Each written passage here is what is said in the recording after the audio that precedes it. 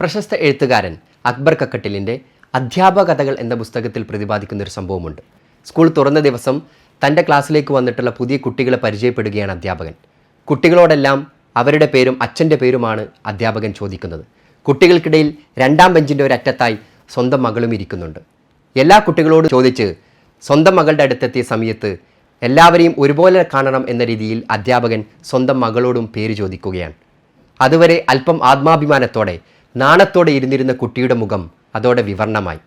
എന്തേ പേരില്ലേ, അച്ഛൻ്റെ പേരെന്താണ് എന്നുകൂടി അധ്യാപകൻ ചോദിച്ചതോടുകൂടി കുട്ടി ക്ലാസ്സിൽ കരയാൻ തുടങ്ങി. അതെ, തൻ്റെ മുമ്പിലിരിക്കുന്ന വിദ്യാർത്ഥികളെ ജാതി മത വർണ്ണ വ്യത്യാസങ്ങളില്ലാതെ പരിഗണിക്കുകയും അവരിലെ കഴിവുകളെ ഏറ്റവും നല്ല രീതിയിൽ പുറത്തു കൊണ്ടുവരികയും ചെയ്യുന്നവരാണ് അധ്യാപകർ. ഈ ദൗത്യനിർവഹണ പ്രക്രിയയിൽ നൂതനമായ മാതൃകകൾ അവതരിപ്പിക്കുവാനും സമൂഹത്തിന് നേതൃത്വം നൽകുവാനും അധ്യാപകർക്ക് കഴിയട്ടെ എന്ന പ്രാർത്ഥനയോടെ ഏവർക്കും അധ്യാപക ദിനാശംസകൾ.